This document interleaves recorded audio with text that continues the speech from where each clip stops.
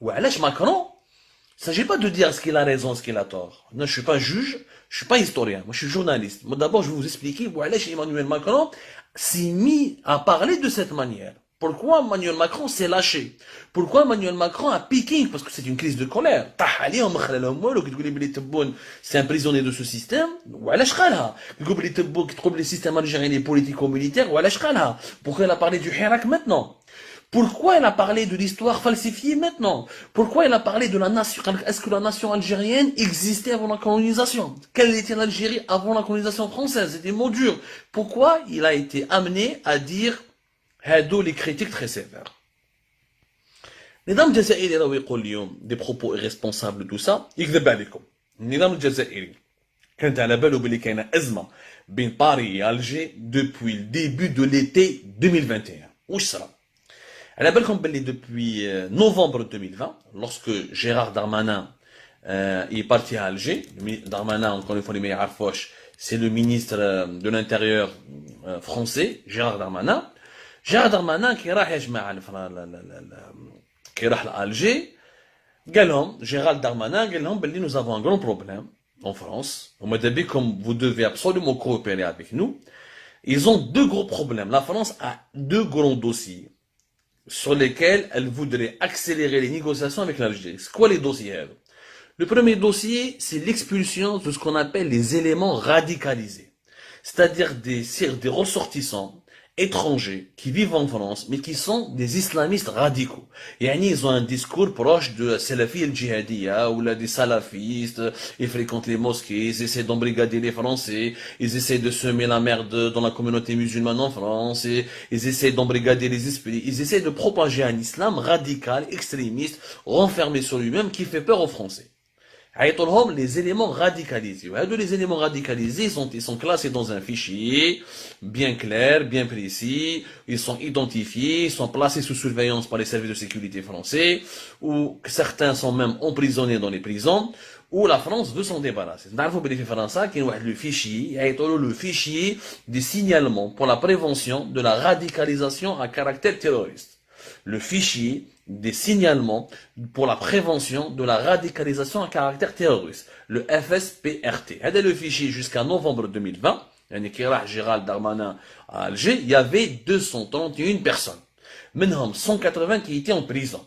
Les 231, les éléments radicalisés, ou les personnes radicalisées qui ne sont pas françaises, ils ne sont pas nées en France, c'est des ressortissants étrangers, ou algériens, ou marocains, ou là des tchétchènes, ou là des tunisiens. Maintenant, la majorité, la grande partie de ces ressortissants radicalisés, c'est des Algériens. Il y a une trentaine. Il y a une trentaine de ressortissants algériens qui sont radicalisés que la France veut expulser. C'est le premier dossier. Deuxième dossier, c'est ce qu'on appelle les migrants irréguliers. Les sans-papiers algériens, les haragas algériens, qui ont été arrêtés par les services de sécurité pour séjour irrégulier.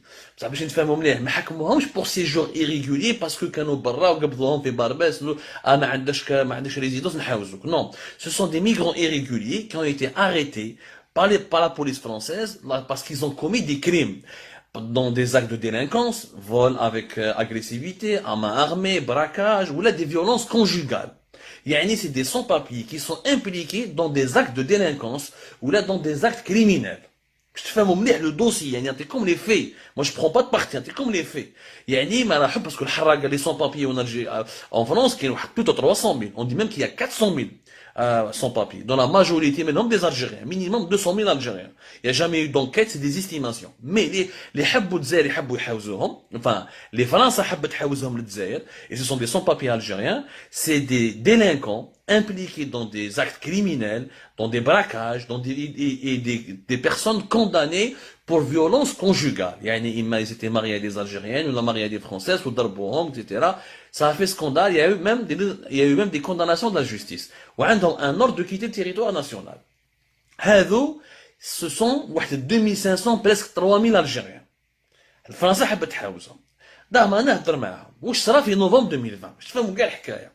النظام الجزائري il a utilisé parce que على بالهم باللي كاين des élections françaises en 2022 والنظام الجزائري le régime algérien il suit l'actualité française. C'est normal, il y a des liens très importants entre les deux pays. Le régime algérien a voulu instrumentaliser la pression parce qu'il y a une pression qui est exercée sur Macron et sur le gouvernement français concernant la question migratoire et la question religieuse des musulmans radicalisés. Il a voulu utiliser ce contexte.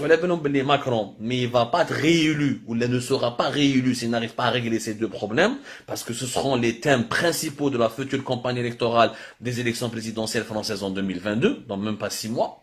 Donc, le régime algérien, ce qu'il a fait, c'est du chantage. Dès l'homme chantage. Il n'y a pas de problème. Dans une réunion officielle, مع كمال بلجود قاعد منا ودارمانا قاعد منا. واش قال كمال بلجود لدارمانا؟ قال له احنا ثانيك nous avons une liste. انتم عطيتونا une liste تاع les personnes que vous voulez expulser. احنا ثانيك عندنا une liste نمدوها لكم تاع les Algériens qui sont en fuite en France que nous voulons récupérer. Darmanin قال له مرحبا اعطونا la liste. كي شافوا la liste que les Algériens ont remis aux autorités françaises, واش فيها la liste؟ فيها des opposants, des youtubeurs, des militants de Rached, des militants de Al-Mak. Clairement, Amir DZ, Hicham Aboud, Farhat Mhanni, Yahya Mkhiyouba de Rached, ou quelques opposants algériens. La liste a dit, en novembre 2020, Darmanin je vais la transmettre à la justice française, ou si les gens ont comme des dossiers عليهم باللي صح عندهم ils sont accusés de terrorisme, certains sont accusés de fuite de capitaux, blanchiment d'argent, mettons-nous les dossiers, mettons-nous les preuves, la justice française va se mobiliser, elle va les convoquer. D'ailleurs, quelqu'un comme MRTZ, il est placé sous contrôle judiciaire depuis pratiquement plus d'une année. Vous avez bien suivi le dossier. Mais les échanges et les négociations, les échanges pour les Français, il n'y a pas de problème.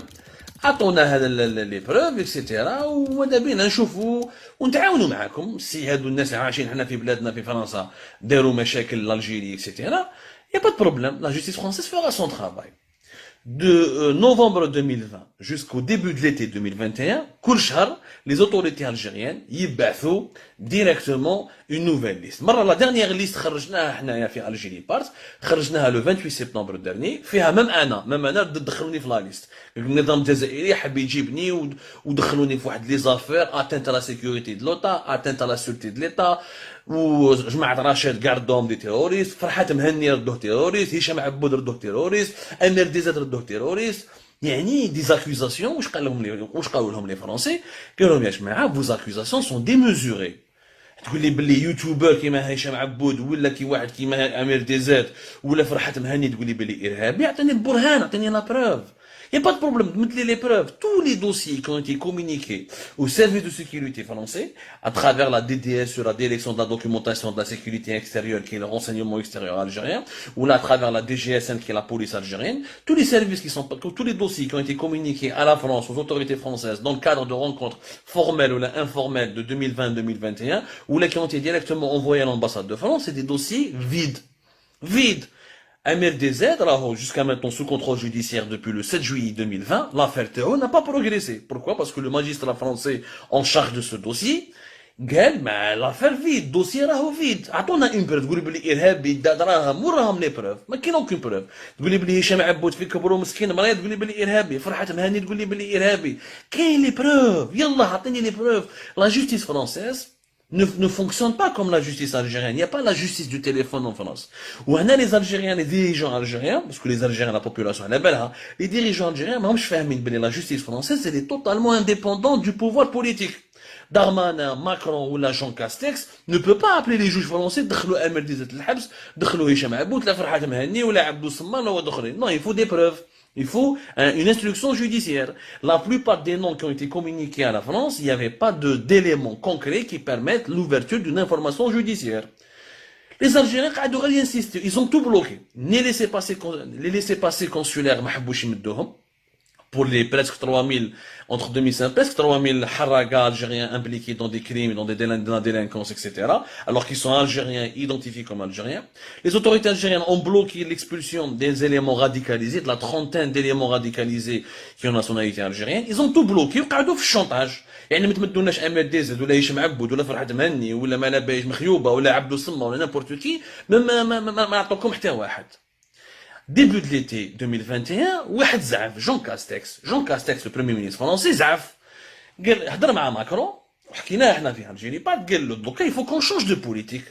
حنا داخلين dans une campagne électorale الحراقه راهم كثروا راهم يجوا هذاك ديبي د ليتي الحراقه كانوا يجوا بار ديزان دوبي لا مي سبتمبر الحراقه راهم يجوا 1000 بار جور 500 بار جور 1500 en un week-end l'Europe وعلى بالكم الحراقه كيجوا على اسبانيا يدخلوا ديريكتومون لا فرنسا ils restent pas en Espagne 99% des حراقه algériens ne veulent pas rester en Espagne ils veulent venir en France donc la pression migratoire elle a augmenté sur les épaules des dirigeants français une campagne électorale مشاكل تاع مع الاسلام radicalisé Jean Castex مع Macron قال له on peut pas durer عم يتمسخروا بينا les autorités algériennes عم يتمسخروا بينا alors que pourquoi il y a une déception voilà. Pourquoi il y a une déception en France au niveau des hautes autorités françaises parce que les autorités françaises ont soutenu le régime algérien contre le Hirak.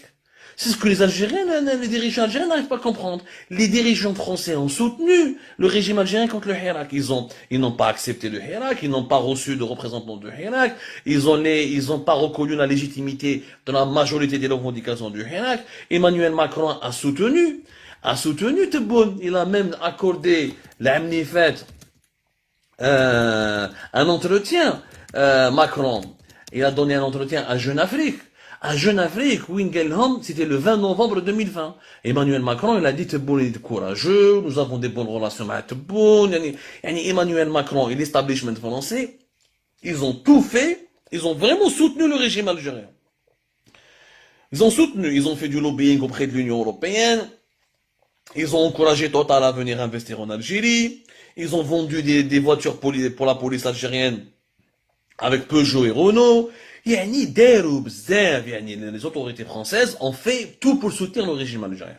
Notamment pour soutenir Tebboune. Pour Macron, il vaut mieux que Tebboune reste au pouvoir jusqu'à la fin du mandat. Il vaut mieux que l'Algérie se stabilise, même avec une dictature militaire ou la semi-militaire. Mais au moins l'Algérie elle est stable.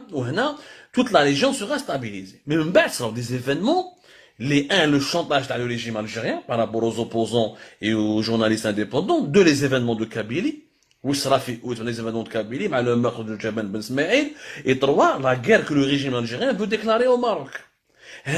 L'entourage de Macron a tiqué, il a commencé à alerter Emmanuel Macron, il dit Emmanuel, Macron, tu ne peux pas continuer à soutenir ce régime, ni les laisser passer consulaires. Ils ne veulent pas récupérer les éléments radicaux, les islamistes radicaux.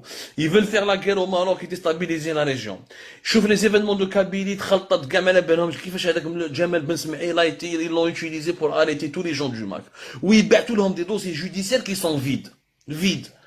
تقول لنا ارهابي امير دي زاد ولا هشام عبود ولا فرحات مهني ارهابي حيث كاع هو ارتيست حيث كاع هو يغني سي فري qu'il a des idées radicales par rapport au régime algérien il veut l'indépendance de la Kabylie mais est-ce qu'il a levé les armes est-ce qu'il a participé à une action armée est-ce que c'est ça être un terroriste حاجه être un extrémiste حاجه واخرى un terroriste c'est quand même une accusation très grave qu'il lui faut des preuves Jean Castex zaf Macron قال له tu as raison on va changer radicalement de position.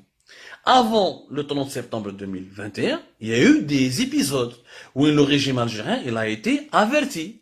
Le 22 septembre 2021, Rantan Lamamara rencontre le chef de la diplomatie française Jean-Yves Le Drian à New York, en marge des travaux de la 76e Assemblée Générale des Nations Unies, où Jean-Yves Le Drian qui a Jean Castex, Gallou, Belharf el-Wahed.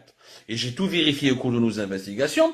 Quand tu dis à la Mamara, si le régime algérien continue avec sa politique de chantage à l'égard de la France, je vous assure que nous allons sanctionner sévèrement les dirigeants algériens. Au Qalal, Jean Castex, réduction drastique des visas, d'abord contre les dirigeants algériens et leurs familles, et gel de tous les projets de coopération, notamment la coopération économique.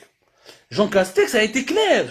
يعني ما كذب ما والو قال نتوما راكو ديرونا في الشونطاج ما تحبوا تعاونوا معنا بور جيري لي زيميغري الحراقه ما تحبوا ترفدوا لي زيليمون راديكو كي سون دو ناسيوناليتي الجيريان وحنا رانا داخلين في دي élections présidentielles vous voulez saboter donc c'est du sabotage Macron le vit comme étant du sabotage je vous parle des faits je prends pas de parti je vous explique واش راهو صاري بين les deux états Macron le vit comme une trahison شغل كيف حنايا عاوناكم ضد الحراك وقفنا معاكم qui Tebboune, il était malade, il a été hospitalisé en Allemagne pendant plus de 6 mois, on a continué à le soutenir, on a soutenu la stabilité de l'Algérie, et maintenant le régime algérien nous fait du chantage, il ne veut pas nous aider à gérer la question migratoire.